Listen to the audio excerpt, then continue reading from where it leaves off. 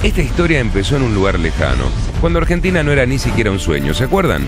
Era 1806 y las flotas inglesas desembarcaban en la costa de la provincia de Buenos Aires.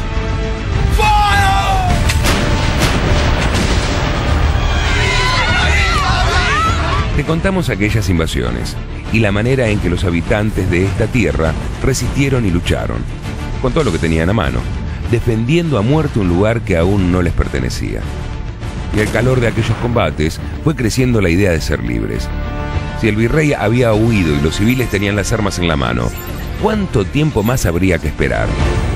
Los patricios apoyarán a un gobierno elegido por el Cabildo. ¿El Cabildo? Pero por favor, el reemplazante de Cisneros debe ser elegido por el pueblo. La captura del rey de España por parte de Napoleón hizo el resto. ¿Se acuerdan de mayo de 1810? Un grupo de patriotas que le exige al virrey Cisneros un cabildo abierto. ¡Que salga el virrey! ¡A ver, Cisneros! ¿Creéis que voy a convocar un cabildo abierto? Estáis equivocados.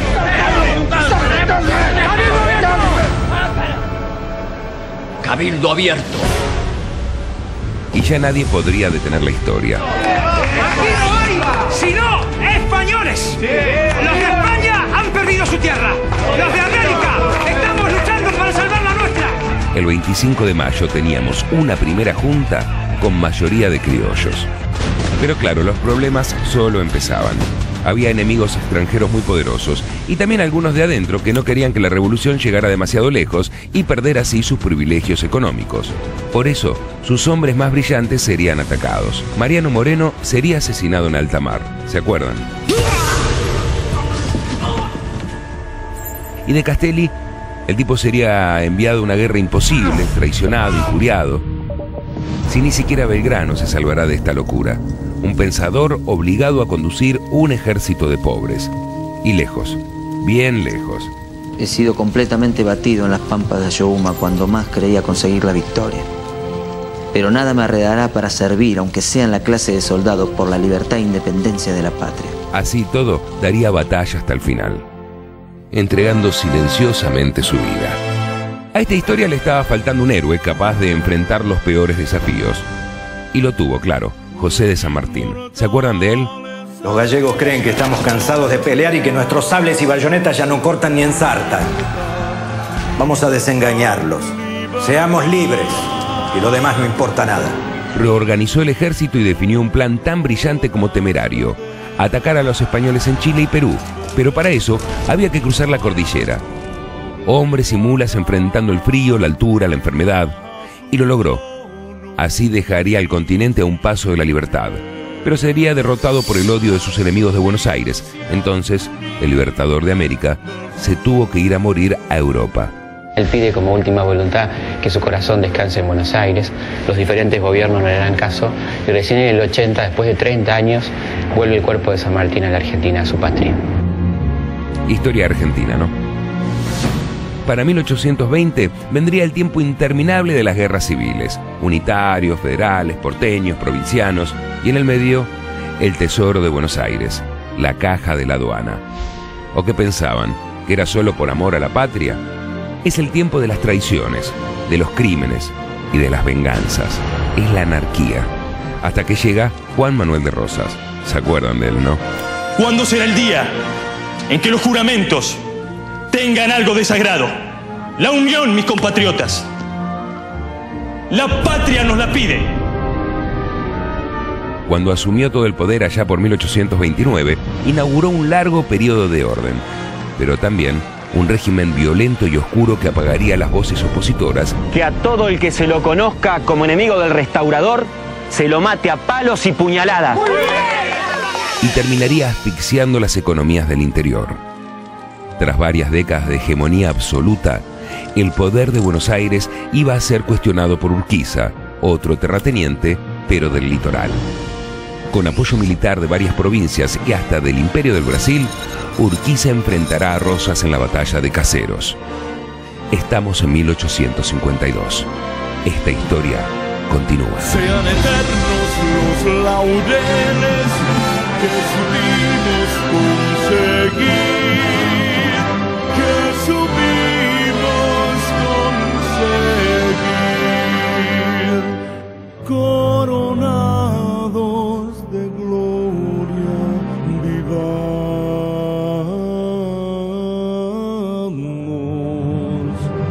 Oh, juremos con gloria morir, oh, juremos con gloria morir, oh, juremos con gloria morir.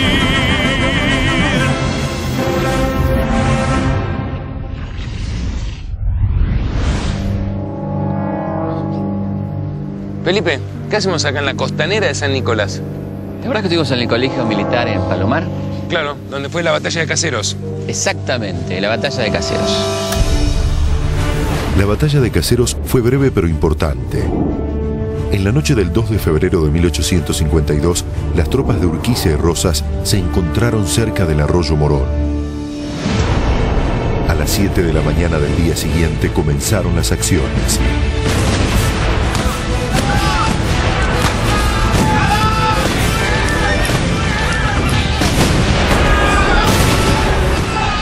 Cerca de 50.000 hombres se repartían por mitades entre ambos bandos, pero los soldados de Rosas eran más jóvenes y con poca experiencia.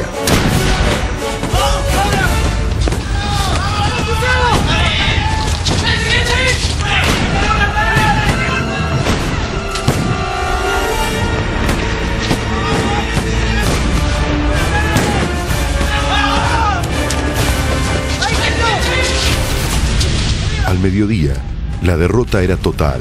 Los soldados rosistas se dispersaban, huyendo en todas las direcciones.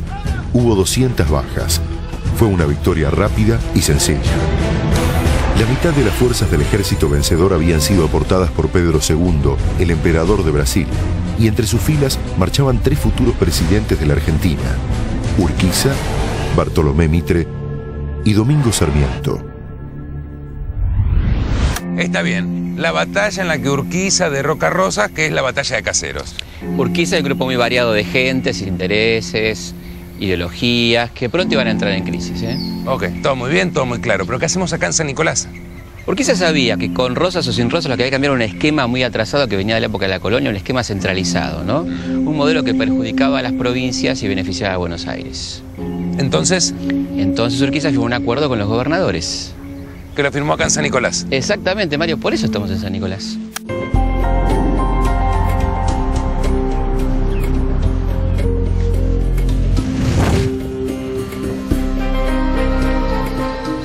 Y acá los gobernadores firmaron el acuerdo de San Nicolás. Mira, acá está el documento original. Uy, qué pena. La pluma está rota. Está rota a propósito, Mario. ¿Cómo a propósito? Claro, para demostrar que después de esto no había nada más importante que firmar. El acuerdo de San Nicolás nombraba a Urquiza director provisorio de la Confederación, lo nombraba jefe de las fuerzas militares y de la aduana, y convocaba un Congreso General Constituyente a reunirse en Santa Fe para redactar una Constitución Nacional. Pero si ya había una Constitución.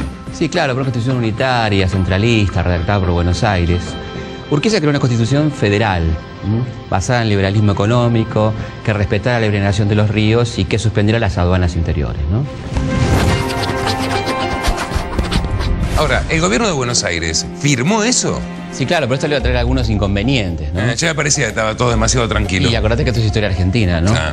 La oposición porteña al acuerdo fue feroz, al punto tal que el gobernador López Ciplanes tuvo que renunciar, ¿no? Urquiza pudo controlar la situación militarmente por un tiempo, pero cuando se va para el Congreso de Santa Fe, los porteños le dan un golpe de Estado. Entonces la acción está en Buenos Aires. Está en Buenos Aires. ¿Vamos a Buenos Aires?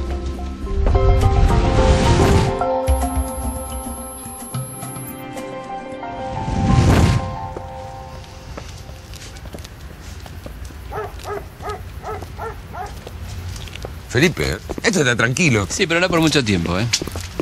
¿Y este? Volvete a Entre Ríos, provinciano. ¿Alto como dijo? Buenos Aires es de los porteños. Retire lo dicho, que no retiro nada. ¡Quédese quieto y paro! ¡No, quédese quieto! ¿Un levantamiento de 2 personas? Ya, esperá. ¡Alto! Si gritan no hacen algún movimiento, son hombres muertos.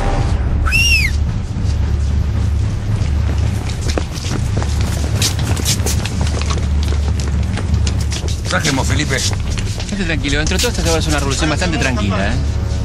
¿Qué hacemos? ¿Los matamos? No. Sin derramamiento de sangre, dijimos. Déjenlos ir. Pero van a avisar a los otros. ¿Y eso queremos? Que vayan corriendo hasta Entre Ríos y avisen que no vamos a aceptar ni una orden más del interior. Abran la puerta. Con Alsina al frente, los civiles tomaron las sedes del gobierno y las convirtieron en sede de la autoridad revolucionaria. Avisen a los congresales que se reinstala el legítimo gobierno de la ciudad de Buenos Aires. ¿Y eso? Es la señal que están esperando los del cuartel de retiro para ocupar la sede y prepararse para el posible contraataque de Urquiza. Si eso pasa, yo no quiero estar en el medio de todo esto, ¿eh? No te preocupes, Urquiza ha tardado un tiempo en sitiar a Buenos Aires, ¿eh? Vamos a tomar un café, no te preocupes. ¿A tomar un café? Sí, vamos a tomar un café. ¿Ahora? Sí, dale, vamos.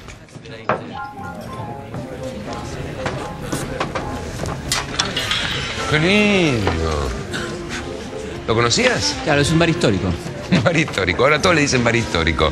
Ponen unas mesitas así de madera, le sacan la fórmica, las discroicas, bar histórico. No, es por otra cosa, ¿eh? Alsina está equivocado si cree que levantándose contra Urquiza se resolverán los problemas del país.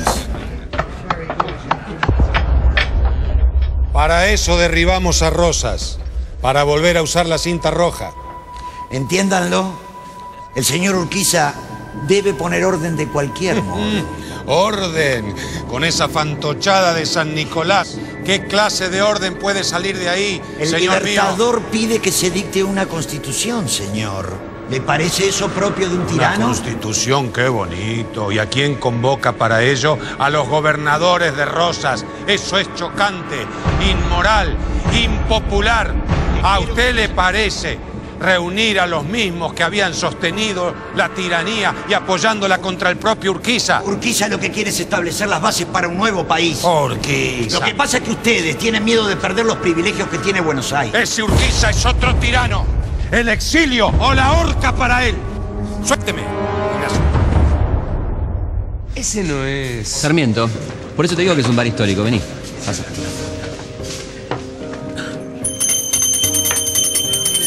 La revolución ha triunfado.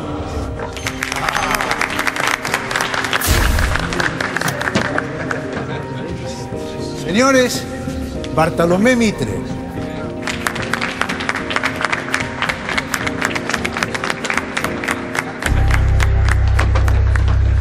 No entiendo.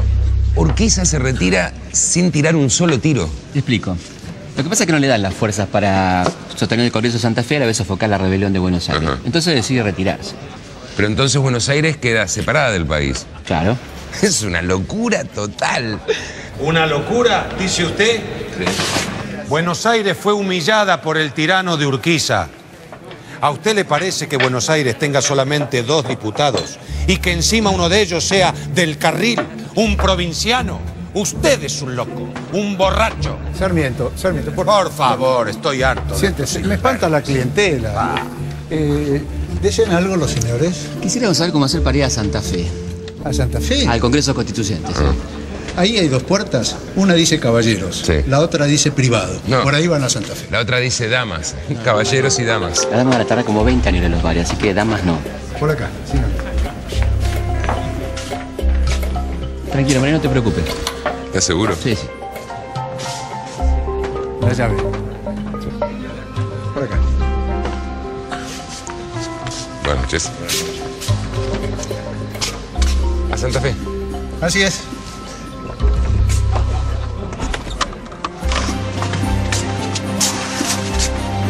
Por acá vamos al Congreso Constituyente. Y comprobar no se pierde nada, ¿eh?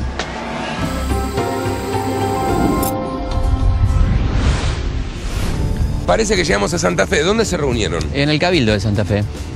Vamos, va a ser emocionante estar en el lugar donde se hizo la Constitución Nacional. Sí, pero me parece que no va a ser posible. ¿Por qué no? Y porque el Cabildo Histórico de Santa Fe fue demolido en 1909 para construir la Casa de Gobierno, ¿no? Ah, qué bien que estuvieron, ¿no? Parece que los ecos de la Constitución no lo dejaba gobernar. Y probablemente. Así que las sesiones comenzaron el 20 de noviembre del 52 y estaban todos. Había representantes de Córdoba, Catamarca, Mendoza, Entre Ríos, Santiago del Estero, Jujuy. Casi todos, porque los porteños no estaban. Es cierto. Así que decidieron seguir adelante con las sesiones y la redacción del texto sin Buenos Aires. Vení. Y los convencionales se reunían acá, donde funcionaba y todavía funciona la alfajorrería. ¿Y dónde vivían? Bueno, la mayoría vivían en el convento de San Francisco, pero algunos, los más liberales, se negaban a vivir un ámbito religioso y vivían acá, en los altos de la alfajorrería. Acá Juan María Gutiérrez y José Benjamín Gorostiaga trabajaban en el texto de la Constitución, ¿no? ¿Y lo demás qué hacían? Y digamos que hacían lo que hoy llamaríamos labor parlamentaria. ¿Labor parlamentaria? Sí, labor parlamentaria. Ah, ya entiendo, labor parlamentaria. Pobre Gutiérrez y Gorostiaga. Sí, de todas maneras, ellos no hacían más que traducir un lenguaje algo más llano, las bases escritas por Juan Bautista Alberdi. Esa obra y algunos toques de la Constitución norteamericana son el origen de nuestra primera Constitución. La Constitución Nacional fue jurada el 9 de julio de 1853. Por primera vez, había un marco jurídico para el Estado argentino. ¿Y qué hacemos acá en un convento? Porque muchas de las cosas que deberían estar en el Cabildo de Santa Fe... Si no lo hubiesen demolido... Están acá, en el Museo del Convento de San Francisco. Vamos a la sala. Y acá en esta sala del convento se reproduce la jura de la Constitución Nacional de 1853. Sí. Ahora, una Constitución aprobada sin Buenos Aires me parece que no iba a ser muy respetada, ¿no? No, pero de todas maneras el paso fue muy importante. La Constitución de 1853 establecía derechos y obligaciones que si se hubieran respetado nos hubiéramos ahorrado muchos disgustos. Y muchos muertos. Sí, también. La Constitución Nacional va a marcar la historia argentina por 10 años y el epicentro se traslada a Entre Ríos. Bueno, vamos a Entre Ríos. A la casa de Urquiza, Palacio de San José. Vamos.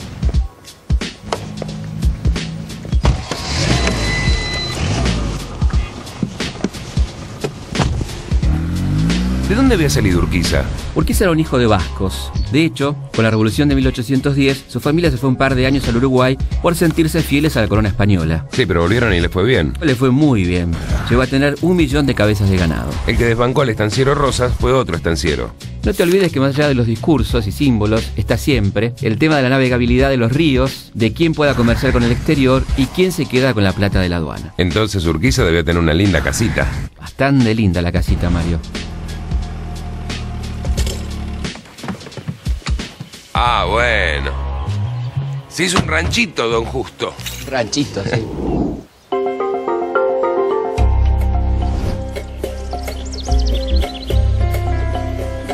Tardó 10 años en construirlo. Adentro vivía con su numerosa familia. Había un área de servicios donde estaban las habitaciones de los maestros de los chicos. Había panadería, quesería, pulpería, almacén y cocheras. Cocheras. Era un lugar donde guardar los carruajes. Bueno, carruajes, coches, sí, guardaban ahí, ¿no? Pidió permiso al Vaticano para construir una capilla donde se bautizaron y se casaron parte de sus hijos. Y como si esto fuera poco... ¿Había más? Sí, claro. En el fondo ellos construyeron un lago artificial. Un poco excesivo. Sí.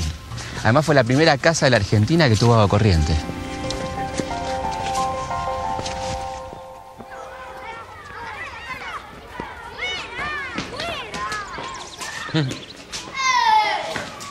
¿Y esto? ¿Qué había? ¿Un jardín de infantes en el Palacio de San José? No, Mario, son los hijos de Urquiza. ¿Cuántos tuvo? 23 reconocidos. 11 con su última mujer, Dolores, y 12 con parejas anteriores. Cuando Urquiza murió, su hijo mayor tenía 50 años y la menor apenas 3 meses. Ahora entiendo por qué tenía una casa tan grande. Y también sé qué es lo que más le gustó a Urquiza. Efectivamente, pero tenían un gusto más raros también, ¿eh? ¿Cómo cuáles? Y, por ejemplo, sus modelos, Alejandro Magno, Julio César, Napoleón y Hernán Cortés. ¿Nunca un Tupac Amaru? No, nunca, ¿eh? ¿Qué tanto bullicio es eso? Vamos, silencio, que papá está trabajando en algo muy importante. Vamos para allá, vamos. Dolores Costa de Urquiza. Ah. ¿Y qué era lo tan importante que estaba haciendo Urquiza? Urquiza impone un bloqueo al puerto de Buenos Aires al mando del coronel John Hastell Coe, que obligaba a los barcos a venir directamente a Paraná, arruinándole a los porteños la principal fuente de ingreso. No.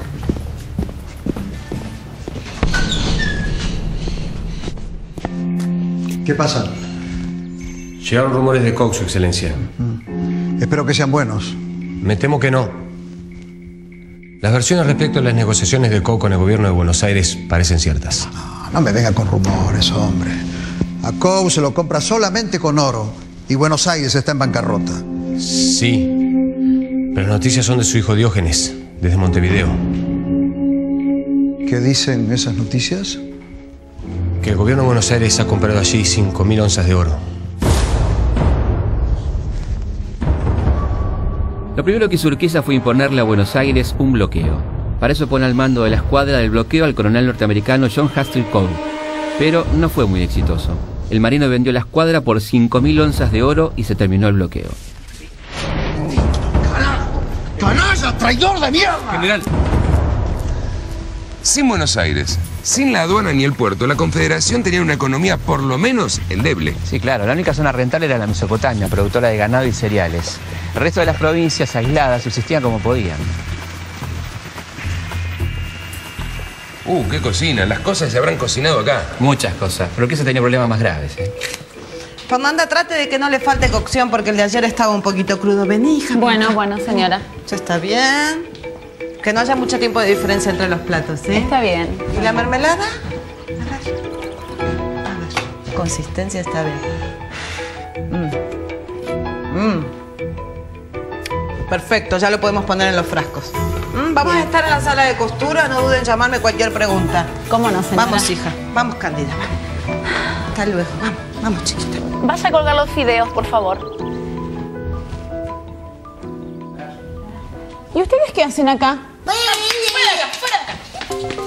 Urquiza hizo todo lo que pudo para revertir la situación de aislamiento que le traía estar separado de Buenos Aires. Firmó acuerdos comerciales con Estados Unidos, Francia e Inglaterra, pidió créditos a Brasil, fomentó la inmigración, pero sin la aduana era difícil sobrevivir. No podía pensarse un país sin Buenos Aires. ¿Sepan? No, lo dio la sirvienta. Venga, sepan, Cipriano, vayan a la sala de juegos, vamos. Gutiérrez, llévelos a la sala de juegos con el papá. El proyecto Urquiza comienza a desmoronarse. Casi como una acción desesperada, en 1857 dicta la Ley de Derechos Diferenciales, que da ventajas a los puertos que llegan directamente a la Confederación sin pasar por el puerto de Buenos Aires. Lo que habrá hecho es tallar a los porteños, me imagino. Absolutamente, imagínate. El gobernador queda Alsina y pide el paso de los productos que iban o venían de la Confederación. Estalló todo. Exactamente. Ven, ahí está la sala de juegos. Buenísimo, vamos a jugar. No, señores. Esto no es ningún juego. Gutiérrez, llévese a los más chiquitos. Sí, señor. No es un juego, pero parece bastante. Si fuera un juego debería llamarse Buenos Aires y la Confederación. Hubiera estado muy de moda ya por 1859. Bueno, hablen si van a colaborar, no se queden ahí parados. Díganme cómo se va a mover Buenos Aires. Ustedes vienen de allá, ¿no? Sí, pero nosotros no tenemos nada que ver. ¿Quiere que avancemos las fuerzas de Mitre? Por favor. Hay que recordar que el gobernador de Buenos Aires no dejaba pasar la mercadería para la Confederación. Entonces hubo guerra. ¿Y usted qué cree? ¿Que esta es una mesa para tomar el té? No, claro que no. Mueva entonces. ¿Qué movemos? Y Buenos Aires y la Confederación se enfrentan en Cepeda. El 23 de octubre de 1859. Recoge las tropas. Gana el señor. Bueno, entonces la Confederación va y toma el gobierno en Buenos Aires. A mí no se me dice lo que tengo que hacer. Eso hubiera sido lo más lógico, pero Urquiza instala su campamento en las afueras de Buenos Aires, más precisamente en Flores. Y en noviembre del 59 firma el Pacto de San José de Flores. Así es. Buenos Aires se comprometía a entrar en la Confederación.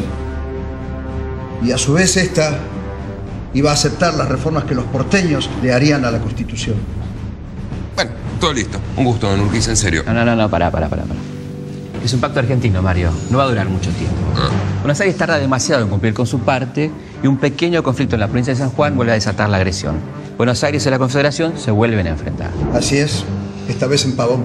¿Y eso dónde queda? Acá nomás, cerca del arroyo Pavón. La superioridad numérica de Urquiza es notable, ¿no? Así es, señores. Todo está bajo mi control. Basta. Paremos esta agonía. Perdimos.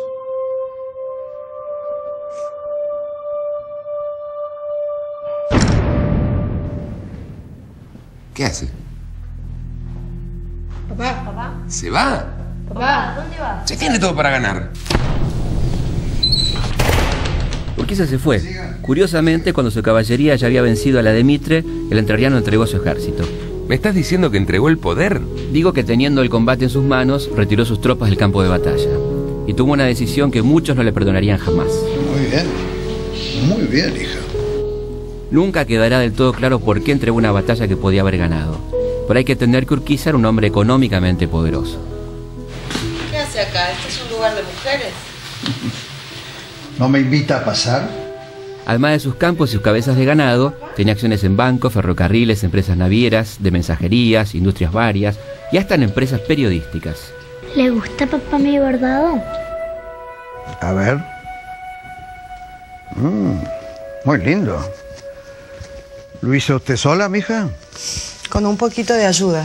Ah, muy bien. ¿Qué estás haciendo ahí de cosas? A ver. ¿Me muestra el suyo? Muy lindo también. Aunque fuese millonario, ¿a Urquiza no le convenía tener el poder de Buenos Aires y con eso el poder de todo el país? Sí, claro, pero si hubiera ganado en Pavón, ¿cuánto tiempo hubiera durado en el poder? Buenos Aires hacía ganar millones a las potencias europeas y Urquiza estaba nacionalizando las rentas de la aduana. Los ingleses hubieran encontrado cualquier excusa para voltearlo. Y a los británicos encontrar aliado en Buenos Aires no le hubiese costado nada. No, seguro.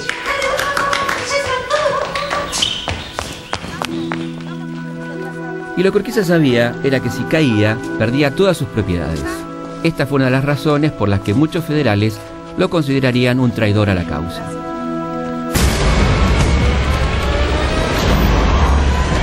¿Qué hizo Urquiza después de Pavón?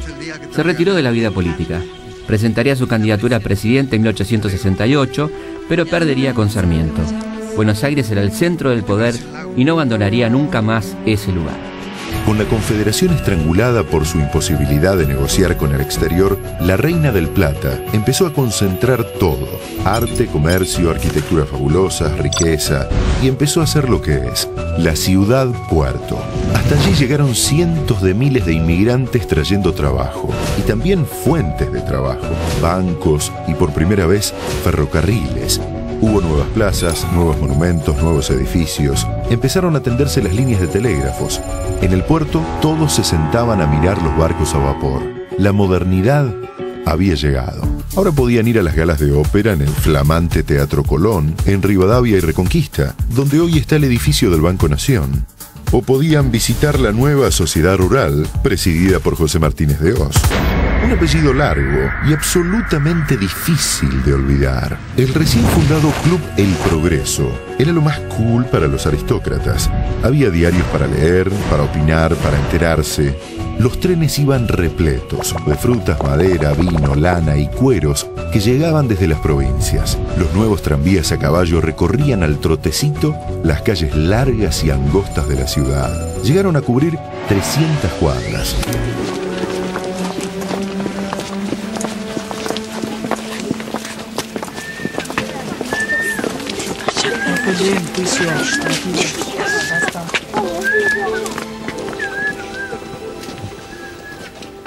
Bueno, Felipe, es hora de volver.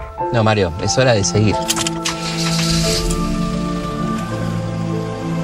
Pero para seguir, tenemos que volver unos años atrás, al momento en que Bartolomé Mitre, su antiguo aliado, empieza a convertirse en el principal enemigo de Urquiza. La revolución ha triunfado. Cara dura. Señores, Bartolomé Mitre. Felipe, ¿y de dónde viene Mitre? ¿Te acordás de ese chico que estaba en la estancia de Rosas? ¿Qué chico? Ese chico que Rosas decía que no servía para nada. ¿Te acordás cómo se llamaba? Se llamaba Bartolomé Mitre. Sí, Mario, Bartolomé Mitre, el primer presidente de la República Unificada. No, Juan Manuel, ¿es verdad que Rosa se escribe con Z y usted lo cambió? Fuera, Barcelito.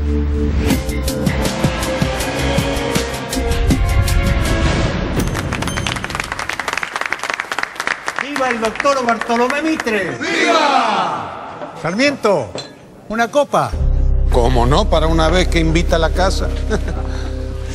Bueno, su familia se exilia en Montevideo durante la época de Rosas, cuando tenía 17 años. Ahí empieza su carrera militar, su carrera política, y se contacta con los círculos intelectuales exiliados en Montevideo, ¿no? Intelectuales que recuerdo, José Mármol, me acuerdo también de Echeverría. Claro. Bueno, Mitre vuelve al país, se incorpora al ejército grande que está formando Urquiza contra Rosas. Sí, pero Mitre es enemigo de Urquiza muy rápido. Claro, lo que pasa es que Urquiza le cierra un diario, lo obliga a exiliarse en Montevideo por un tiempito, pero va a volver. Va a volver muy activo. ¿Te acordás de la toma del fuerte?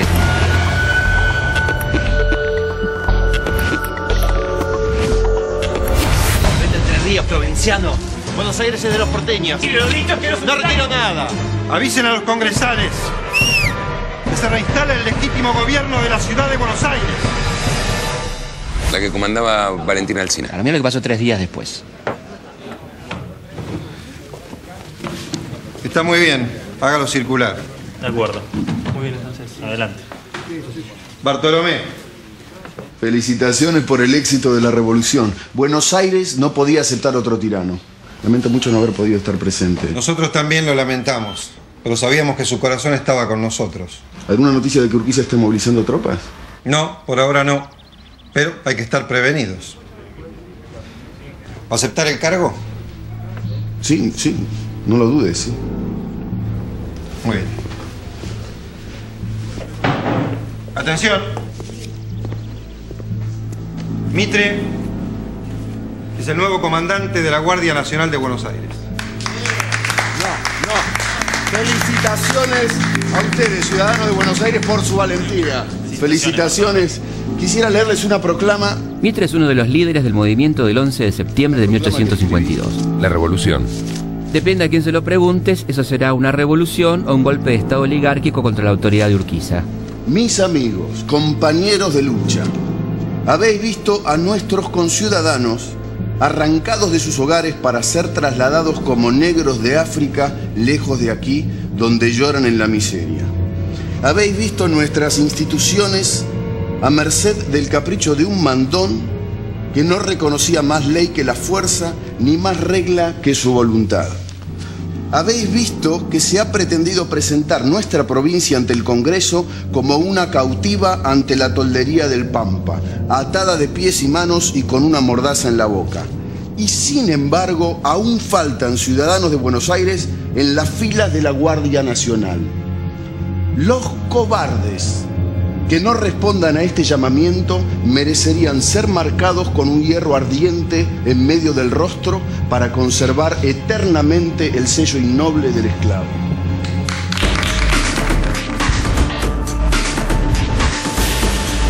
Señores, está todo arreglado.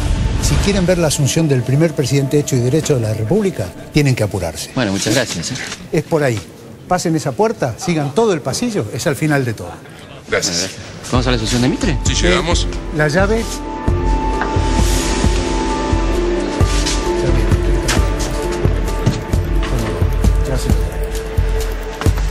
Después de Pavón, Mitre parece ser el único hombre capaz de gobernar la nueva Argentina. La fórmula Mitre-Marco Paz triunfa en las elecciones de 1862.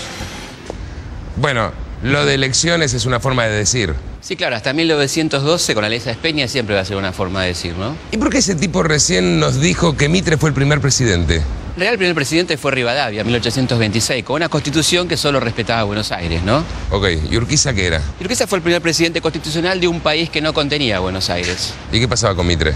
Bueno, Mitre fue el primer presidente constitucional del país unificado, ¿no? Y acá funcionaban las dos cámaras del Congreso. ¿Juntas? No, se turnaban, se iban alternando, ¿no? Y acá llegó Mitre con su carruaje, le habrán puesto la banda presidencial, le entregaron el bastón, seguro que habrán cantado el himno. No, en aquella época no había tanta ceremonia, ¿no? Llegó, estaban sus allegados, leyó una fórmula constitucional y dijo unas palabras. Es como si lo estuviese viendo. Al aceptar estos deberes, he contraído el compromiso sagrado de devolver a los pueblos en forma de felicidad, de libertad, de bienestar, todo el poder legal que deposita en mis manos. Y de acá a la Casa Rosada, donde habrá ido a trabajar. No, la Casa Rosada no existía todavía. Mitre trabajaba en una oficinita que estaba en Balcarce, Rivadavia, en el Viejo Fuerte. Lo más importante que puede decirse de Mitre es que fue el fundador del Estado argentino, ¿no? Así que el Estado lo fundó un liberal. Sí, pero liberales eran los de antes, ¿no? Organizar el Estado significaba fundar colegios, centralizar la recaudación impositiva, emitir moneda y algunas tareas un poco más cruentas también, Había ¿no? que disciplinar a las provincias. Y sí. Durante muchos años del gobierno de Mitre, el ejército se llevó más del 50% del presupuesto nacional. Pero mucha plata eso. Sí, mucha plata. Y con esa plata del ejército reforzado, Buenos Aires logra aplastar las rebeliones provinciales de caudillos como el Chacho Peñalosa y Felipe Varela, ¿no? Como diría un prócer argentino contemporáneo, le metieron bala. Le metieron bala y algunas otras cosas. Los coroneles de Mitre, Rivas, Paunero y Flores torturaban a sus víctimas. Felipe, qué argentina la historia argentina, ¿no? Demasiado. La Asamblea del año 13 decidió terminar con la tortura y ordenó que todos los instrumentos que se utilizaban en aquella época fueran quemados en lo que hoy es la Plaza de Mayo. Los cepos, los grilletes, el torno que apretaba el pescuezo, los potros, las garruchas, las sierras, las ataduras con piedras o pesas, los instrumentos con pinchos en su interior, las cigüeñas, los aplastapulgares, las garras de gato, las cunas de Judas, los agarracuellos, los aplastacabezas, los garrotes viles, los collares de púas. Pero esa fogata no alcanzó. No había pasado mucho tiempo y el alguacil mayor de Buenos Aires ya se quejaba. El potro de castigos de la cárcel estaba roto. Enseguida le dieron uno nuevo. Los indios eran decapitados y marcados con hierros al rojo. En 1854, un año después de haberse jurado la Constitución, los azotes volvieron a las cárceles. El general Mitre explicaba que, después de todo, azotar a alguien era más humano que matarlo. La tortura en nuestro país está penada por la ley desde hace mucho, mucho tiempo. Sin embargo, pensando en torturar y en no dejar huellas, un argentino tuvo una idea. Fue el jefe de policía durante la dictadura de Uriburu en los años 30. Le decían Polo y era el único hijo del célebre escritor Leopoldo Lugones. Polo Lugones tenía poco más de 30 años cuando inventó la picana eléctrica. A su hija, Susana, le decían Pirí. Pirí Lugones es una de los 85 periodistas desaparecidos durante la dictadura militar de Videla. Fue secuestrada en 1977. Se cree que la asesinaron un año después, luego de haber sido torturada por la misma picana que inventó su padre. Historia argentina.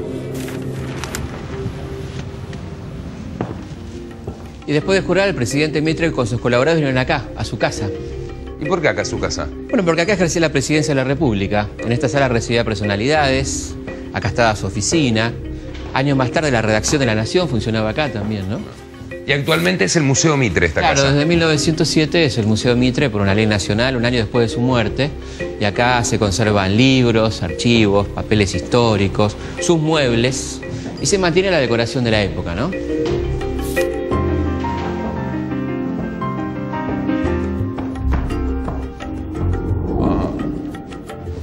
¿Esta era la biblioteca de Mitre? Sí, claro. Y que además de todo Mitre era un gran intelectual, ¿no? Autor de ensayos, poesía. A su muerte esta biblioteca llegó a tener más de 20.000 volúmenes. Además contenía archivos, partes de guerra y documentos pertenecientes a Belgrano y San Martín que fueron la base de sus dos grandes biografías. Se podría decir que Mitre fue el primer gran historiador argentino, ¿no? ¿Y cómo siguió después la historia de Mitre? Bueno, en 1868 deja la presidencia y en el 74 trata de tomarla, pero fracasa, ¿no? ¿Y cómo sería hoy en día la campaña para presidente de Mitre? Así. Porque inauguró 14 colegios nacionales para llevar al pueblo la educación. Porque instruyó a su ministro Vélez Arfield para redactar el Código Civil. Las preguntas las va a responder el doctor Vélez Arfield, autor del Código. Porque duplicó nuestra red ferroviaria gracias a un novedoso convenio con empresas británicas. Argentinos, la patria los reclama. Es hora de subirse conmigo al tren del progreso. Por todo eso y mucho más, vota Mitre. Entonces Mitre duplicó la cantidad de kilómetros que había de la red ferroviaria. Red ferroviaria que había sido concesionada por el gobernador de Buenos Aires, pastor obligado a los ingleses. Pero ahora los ingleses van a hacer un mucho mejor negocio, ¿no? ¿Por qué? Bueno, porque el Estado se hace cargo de la compra de las tierras, la construcción de las estaciones. Se le garantizaba a la empresa un mínimo de ganancia del 7% anual. Bueno, pero está bien, porque cuando termina el contrato, esas tierras vuelven al Estado y valen más plata porque por ahí pasaba el ferrocarril. Me parece que no entendiste bien, Mario. La empresa recibía 5 kilómetros a cada lado de la vía en un recorrido de 700 kilómetros. Saca la cuenta. Dios mío, espera.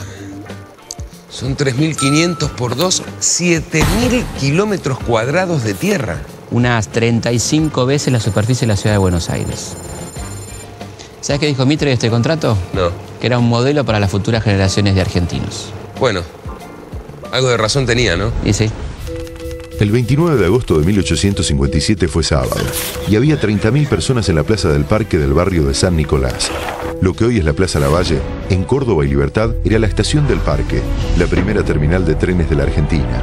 A la 1 de la tarde, el presidente Mitre, el gobernador Valentín Alsina, Sarmiento, Vélez Arfiel y otros famosos subieron al vagón. Y los porteños, embobados, vieron pasar a la porteña. Nuestra primera locomotora comprada a los ingleses inauguró la primera línea ferroviaria de la Argentina. Eran 10 kilómetros, desde la estación del Parque hasta donde hoy está Floresta. Ese viaje en galera demandaba 2 horas, en carreta más del doble, pero en tren nada más que media hora. Como quien dice, nada. El futuro presente. La red ferroviaria argentina era la tercera más importante de América después de Estados Unidos y Canadá, y la número 10 del mundo. Pero, ¿qué pasó? El presidente Avellaneda terminó vendiéndolo a los extranjeros en 1887. La mayoría de los nuevos dueños de los trenes eran ingleses. Y no les interesaba tanto crear pueblos o generar progreso en el interior del país, sino exportar materias primas desde la Argentina hacia Europa. El negocio iba sobre rieles. A fines de los años 40, Perón hizo que los ferrocarriles volvieran al Estado. Después, los gobiernos militares fueron levantando las vías y clausurando ramales.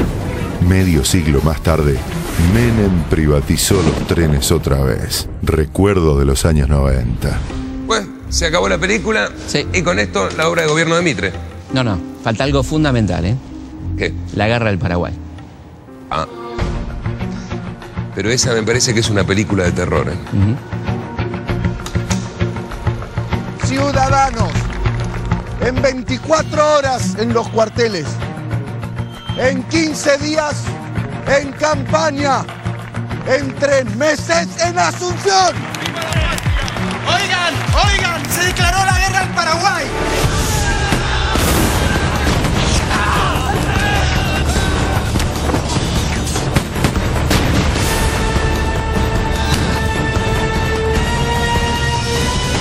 ¿A dónde va en horas de clase, alumno Pergolini? ¿Estudió la lección? ¿Hizo la tarea, alumno Pergolini? ¿Vos qué sabes de Sarmiento? Bueno, que fue el padre del aula, que la lucha fue su vida, su elemento. Eso no es lo más importante, ¿eh? ¿Qué fue lo más importante? Y que era un hombre comprometido con la ciudad de su tiempo y que hoy sería muy políticamente incorrecto. Apartemos de toda cuestión social americana a los salvajes por quienes sentimos una invencible repugnancia. Se les debe exterminar sin ni siquiera perdonar al pequeño, que tiene ya el odio instintivo al hombre civilizado.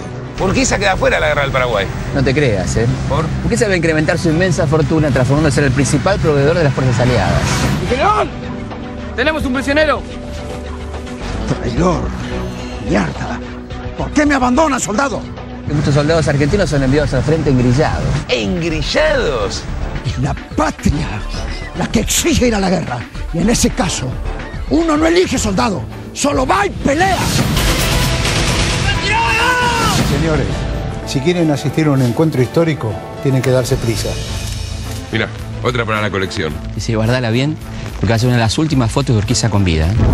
¡Traigan a todos los desertores y los fusilan de inmediato, carajo! Le volvimos a pedir plata a la Baring Brothers. Claro. Ah, nos tapó el agua. Lo nuestro va a ser caminar hasta la fortaleza y tomar posesión. Fueron días de mucha lluvia, señor. ¿Será conveniente atacar mañana? Eso va a ser un lodazal. Lo suyo suena cobarde, ¿eh? Mucha sangre corrió ya. Yo soy quien decide cuánta sangre es suficiente. Quiero decirle algo a todos ustedes. Pase lo que pase, nunca dejen de pelear. ¿Y cómo fue Sarmiento como gobernador? ¿Con qué tiza querés que te cuente la gobernación? ¿Con la blanca o con la roja? Con la blanca. Me imagino que la roja es para un plato más fuerte. Con ciudadanos, a las armas, y que San Juan sea un ejército.